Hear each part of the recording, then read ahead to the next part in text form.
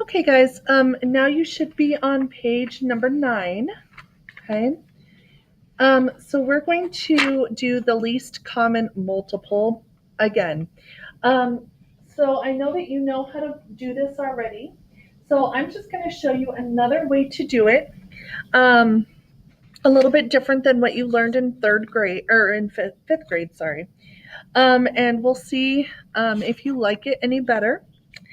Um, all right, so the first thing that we're going to do is look at the least common multiple. Remember, I told you to remember multiply of 2 and 3. Okay, so the first thing you're going to do is factor, just like we did with the greatest common factor. 2 and 3 are both already prime. Okay, so the second thing I'm going to do is I'm going to make my Venn diagram. Okay, they only have the number 1 in common, so 1 goes in the middle. 2 is circled and left over, so it goes down here. And 3 is left over and circled, so it goes here. And then I just multiply straight across because remember, multiple means multiply. If I was looking for greatest common factor, it would be 1. But least common multiple, I need to do 2 times 1 times 3. 2 times 1 is 2. 2 times 3 is 6. And so my least common multiple is 6. It's as easy as that, guys. All right, go ahead and pause the video now and give students time to write this down in their notes. All right, go ahead and draw the line. All right, next we're going to do 14 and 21. It's number 4 on the example page. They already have it factored for you here on the page, so I just copied their factoring. And then I looked and I saw, okay, they both have 7 in common. So I'm going to put a 7 here, cross it off up here, and then I'm going to bring the 2 down, the 3 down, and then I just need to do my last one and just do the multiple straight across. Okay, so I have 2 times 7 times 3. 2 times 7 is 14. 14 times 3. 4 times 3 is 12. 2, 1. 1 times 3 is 3 plus 1 more is 4. And so the least common multiple is 42. Okay, go ahead and pause the video so students can copy this part down. Okay, now you're going to look at number E at the bottom. Okay, go ahead and take a moment, do E at the bottom, and then pause the video now so that they can do E at the bottom.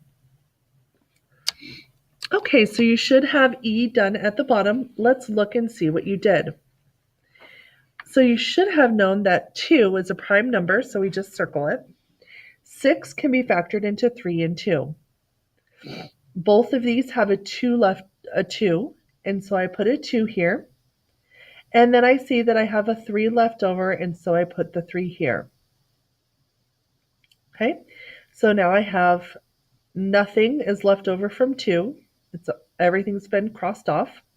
So all I have is 2 times 3, which is 6. So over here in the note section, please make sure for E we put 6. All right, now let's talk about F together. I'm going to do it on this piece of paper because I don't have enough room in my book. I have 4, 5, and 10. Okay, 4 is 2 times 2. Both of those are prime because only 2 times 1 equals 2. Okay, then I have 5. 5 is prime, so I circle it. And 10 is 5 times 2. 5 is prime, 2 is prime. Now I'm going to draw my Venn diagram.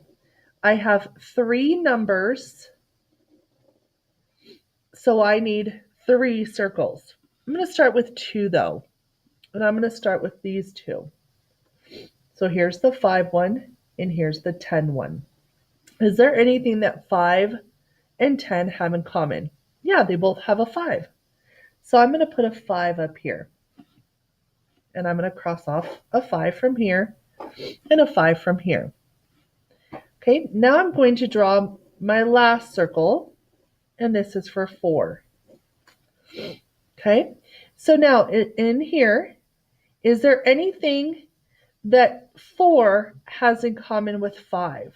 Because this is the 5 and 4 circle, right? Right here. There's nothing that 5 and 4 have in common, so I'm going to leave that blank. Okay, let's look over here. Is there anything that 10 and 4 have common? Because this is just the 10 and 4 circle. And as a matter of fact, there is. They both have a 2. So I'm going to cross off a 2 from here and a 2 from here. Okay, 5 has nothing left over, so this is blank. 10 has nothing left over, so this is blank. 4 is the only thing that has something left over, and it's 2. So I'm going to write it here.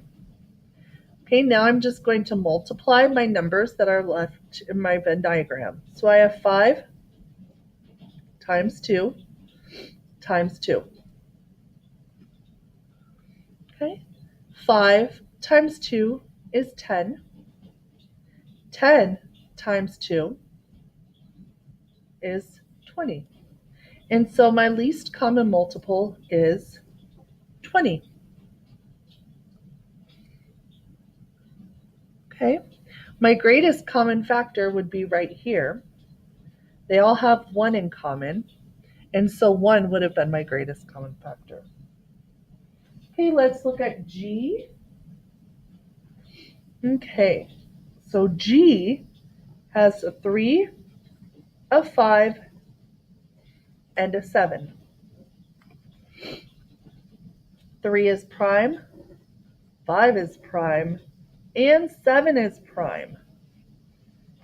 So when I do my Venn diagram, let's do 5 and 7 first. They have only 1 in common. And 3, let's make that circle. Again, they only have 1 in common. So now I'm going to fill in everything that's left for circled.